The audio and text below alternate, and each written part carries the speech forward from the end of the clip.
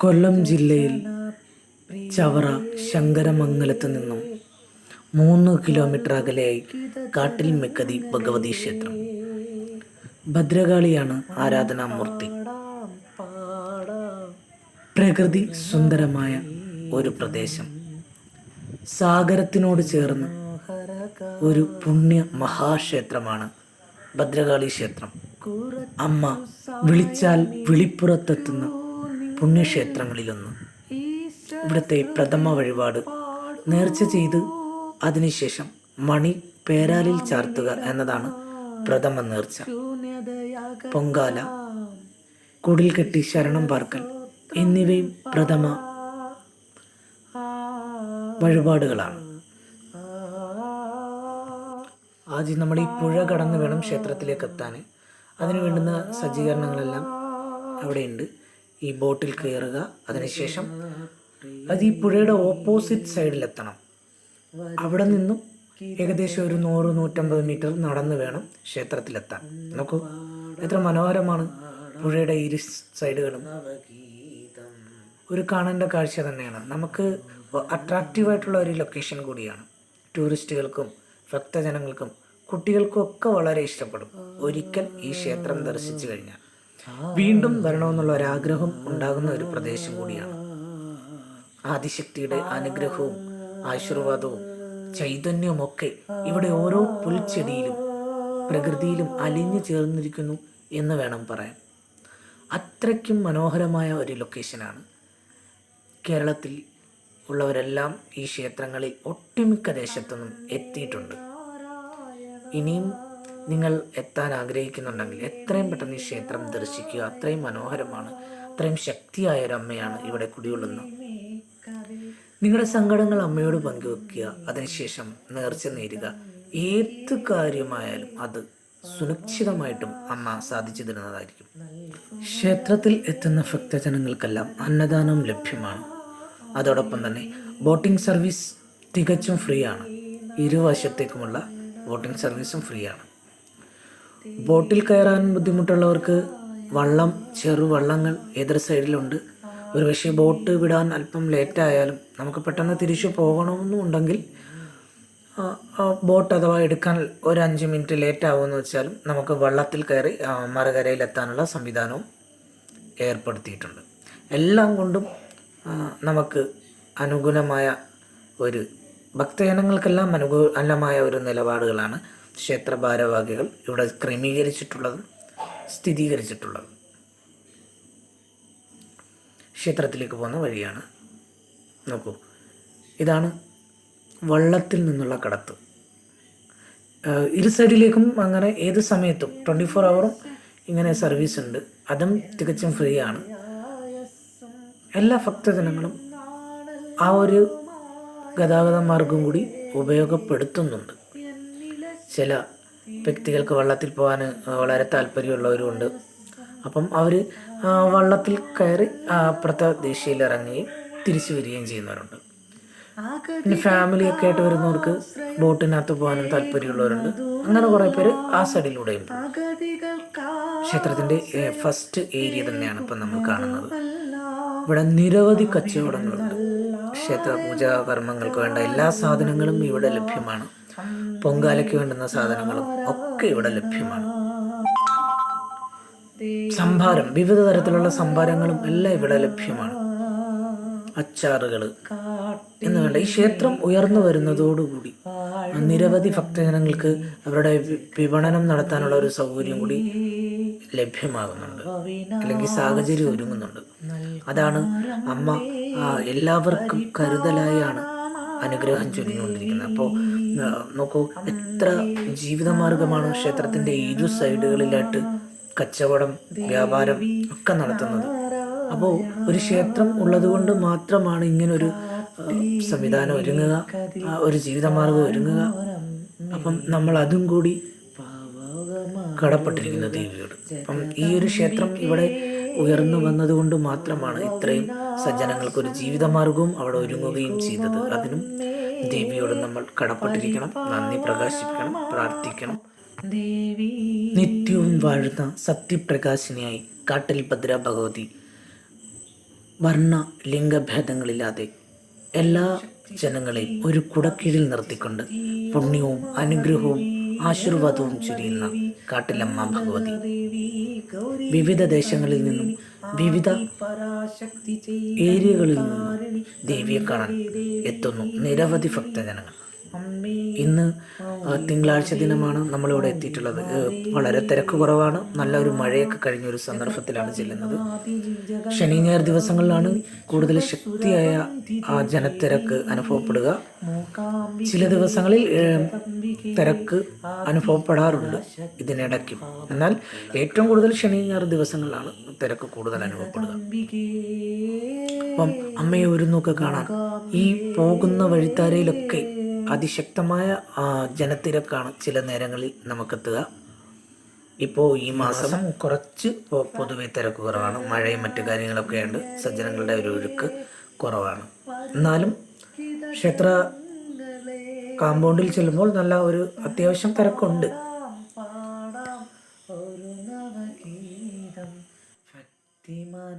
അമ്മ തൻ്റെ ഭക്തജനങ്ങളെയെല്ലാം മാറോട് ചേർക്കുന്ന അല്ലെങ്കിൽ മാടി വിളിക്കുന്ന, വരൂ നിങ്ങളുടെ ദുഃഖങ്ങൾ എന്നോട് പങ്കുവയ്ക്കൂ, അതിന് ഞാൻ നിങ്ങൾക്ക് പരിഹാരം അല്ലെങ്കിൽ അനുഗ്രഹം നൽകും എന്ന് പറയിപ്പിക്കുന്ന അല്ലെങ്കിൽ തോന്നിക്കുന്ന ഒരു പ്രതീതിയാണ് ഓരോ ഭക്തരിലും മനസ്സിലാക്കാൻ കഴിയുന്നത്.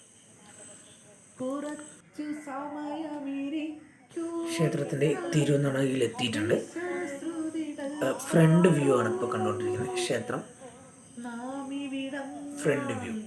ഇത് അന്നദാന മണ്ഡപമാണ്. എല്ലാ സമയത്തും അന്നദാനം ലഭ്യമാകുന്നതാണ്. ക്ഷേത്രത്തിലെത്തുന്ന എല്ലാ ഭക്തജനങ്ങളും അന്നദാനം സേവിക്കുക. അതിനുശേഷം മാത്രം ക്ഷേത്രം വിട്ടുപോകുക. വിശേഷ ദിവസങ്ങളിൽ അല്ലാതെ നിത്യേന അന്നദാനം ക്ഷേത്രത്തിൽ ഉണ്ടായിരിക്കുന്നതാണ്. നിരവധി ഭക്തജനങ്ങൾ അവിടെ ഇരുന്ന് അന്നദാനം സേവിക്കുന്നത് നമുക്ക് കാണാൻ കഴിയുന്നുണ്ട്.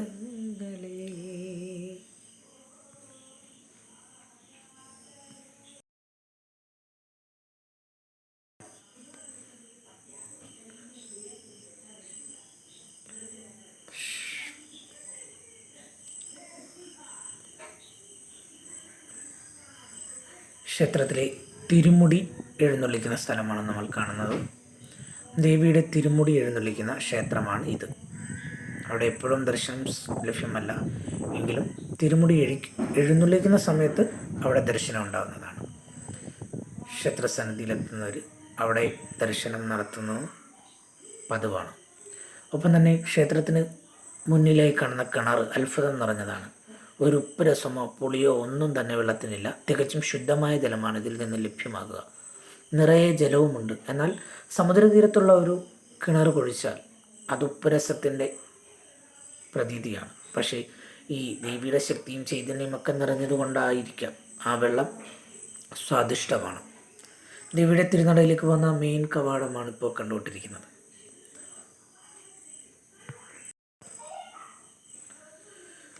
നിരവധി ഭക്തജനങ്ങൾ ക്ഷേത്രത്തിനുള്ളിൽ പ്രവേശിക്കുന്നുണ്ട്.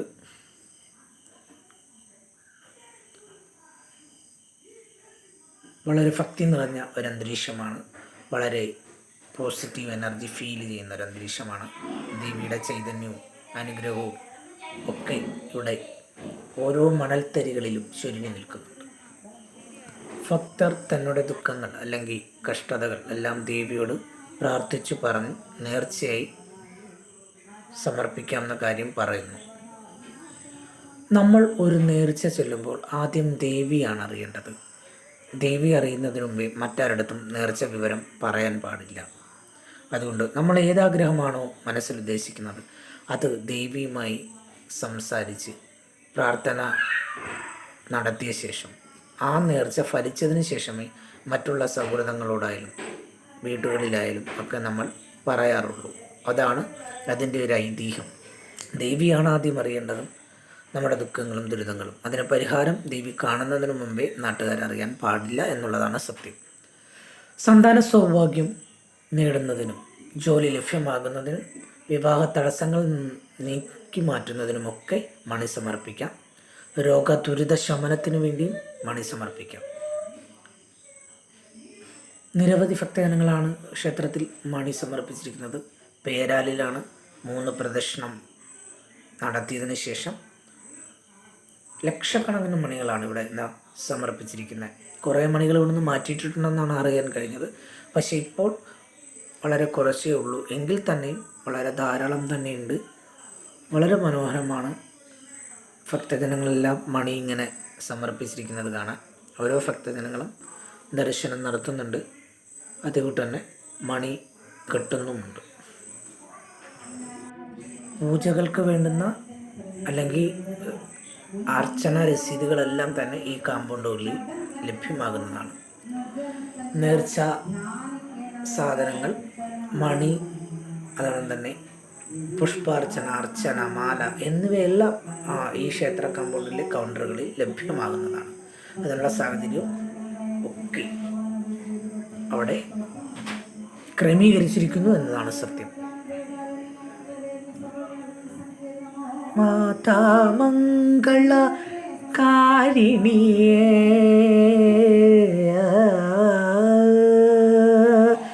ജഗദംബികേ മൂകാംബികേ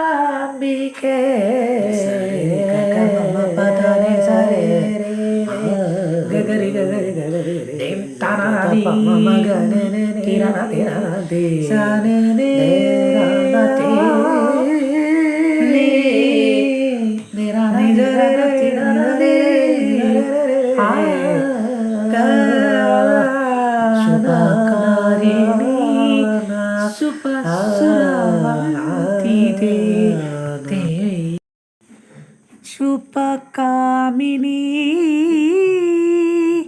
ശുഭ സുരവന്ദിതേ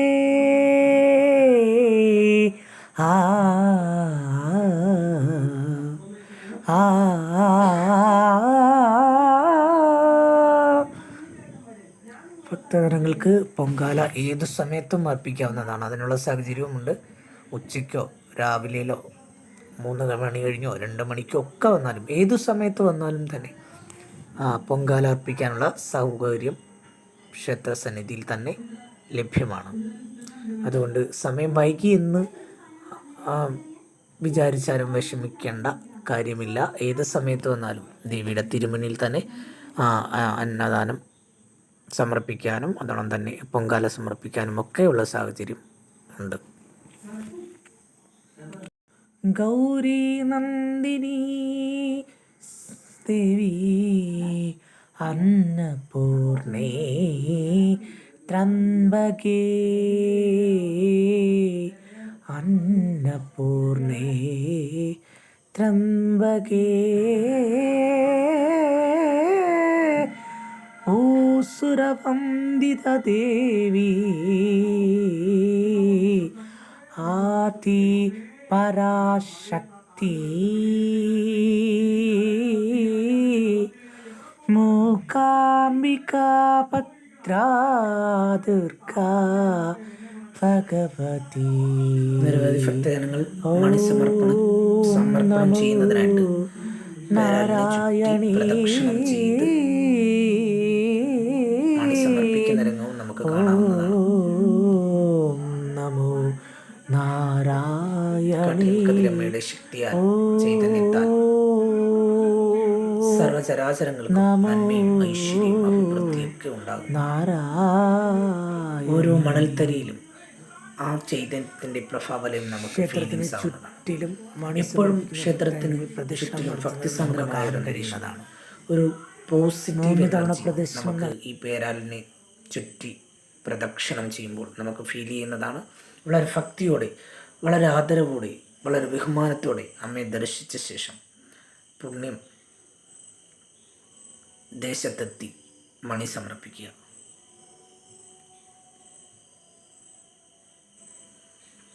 ഇതിന് പിറകിലായിട്ടാണ് ഈ കാണുന്നതൊക്കെ വ്യവസായങ്ങൾ നടത്തുന്നതാണ്. ഓരോ കച്ചവട വാണിജ്യത്തിൽ ഏർപ്പെട്ടിരിക്കുന്നവരുടെ കടകളാണ് നമ്മൾ കണ്ടത്.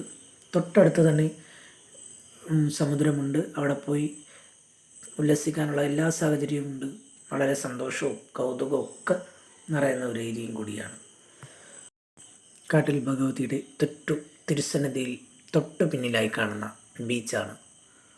ദർശനം നടത്തി എല്ലാവരും ഇവിടെ വന്ന് കുറച്ച് സമയം സ്പെൻഡ് ചെയ്തിട്ടാണ് സ്വഭവനങ്ങളിലേക്ക് തിരിച്ചു പോകുക. അതൊരു സന്തോഷമാണ്, അതൊരു ആനന്ദമാണ്. നമ്മൾ ക്ഷേത്രത്തിലെത്തുമ്പോൾ ഒരിക്കലും മറന്നുകൂടാത്തൊരു ഭാഗമാണിത്. കാട്ടിൽ മക്കതിൽ അമ്മ ഭഗതി ആദ്യമായി വന്നിരുന്നു എന്ന് വിശ്വസിക്കപ്പെടുന്ന ക്ഷേത്രമാണ്. ക്ഷേത്രത്തിൻ്റെ മൂലസ്ഥാനമാണ് ഈ കാണുന്നത്. ക്ഷേത്രം ദർശനത്തിന് ആദ്യമായി എത്തുന്നവർ തീർച്ചയായും ഇവിടെ എത്തി പ്രാർത്ഥിക്കണം എന്നുള്ളത് ഉറപ്പാണ്. എന്നെങ്കിലേ ക്ഷേത്ര ദർശനത്തിന് ഒരു പൂർണ്ണത ഉണ്ടാകത്തുള്ളൂ. അതായത് ക്ഷേത്രത്തിന് ഒരു ക്ഷേത്രത്തിൻ്റെ ഇടതുഭാഗത്തായി ഒരു 50 മീറ്റർ ഇല്ല ആണ്ടേ ഇത്രയും ദൂരമേ ഉണ്ടാവുന്നുള്ളൂ. ഈ കാണുന്നതാണ്. അവിടെ ദർശനം നടത്തുക, തിരികെ വരിക. വാഹനങ്ങൾ ബോട്ടിൽ കയറ്റിക്കൊണ്ടുപോകുന്ന കണ്ടിട്ടുണ്ടോ? ഈ വാഹനങ്ങൾ, അതായത് നടക്കാൻ വയ്യാത്ത വയസ്സായ വൃദ്ധന്മാരോ അല്ലെങ്കിൽ ശാരീരിക ബുദ്ധിമുട്ടുള്ളവരോ കാറിനകത്ത് ചങ്ങാടത്തിലൂടെ ക്ഷേത്രത്തിൻ്റെ ഫ്രണ്ടിലെത്തിക്കും. അതിനുമുള്ള സാഹചര്യമുണ്ട്. വളരെ നല്ലൊരു കാര്യമാണ്. കാരണം ബോട്ടിലിരുന്ന് പിന്നെ നടന്ന് മെല്ലെ പോകേണ്ട കാര്യമില്ല. അങ്ങനെ ബുദ്ധിമുട്ടുന്നവരോ കാൽ സ്വാധീനക്കുറവുള്ളവരോ ഒക്കെ ഉണ്ടെങ്കിൽ വാഹനങ്ങളിൽ അവരെ ക്ഷേത്രത്തിൽ എത്തിക്കുന്നതിനുള്ള സാഹചര്യവും ക്ഷേത്ര ട്രസ്റ്റ് അനുകൂലമായ തീരുമാനമെടുത്ത് നമ്മളെ ക്ഷേത്രത്തിൽ എത്തിക്കുന്നതിനുള്ള സാഹചര്യം ഒരുക്കി തരുന്നതാണ്. കട്ടിലമ്മ എന്നാണ് ബോട്ടിൻ്റെ പേര്. കട്ടിലമ്മയുടെ പേരിൽ തന്നെയുള്ള ബോട്ടുകൾ തന്നെയാണ് ഇവിടെ സർവീസ് നടത്തുന്നത്. അപ്പം എല്ലാം കൊണ്ടും ഈ ഒരു സുവർണാവസരം നിങ്ങൾ അമ്മയെ കാണാൻ വിനിയോഗിക്കണം. വരും വർഷങ്ങളിലും എല്ലാ ഭക്തജനങ്ങളും എത്തണം, പ്രാർത്ഥിക്കണം, സങ്കടങ്ങൾ പങ്കുവയ്ക്കണം എന്ന് പ്രാർത്ഥിച്ചുകൊണ്ട് സസ്നേഹം സുജി. വീഡിയോ ഇഷ്ടപ്പെട്ടെങ്കിൽ ലൈക്ക് ചെയ്യുക, സബ്സ്ക്രൈബ് ചെയ്യുക.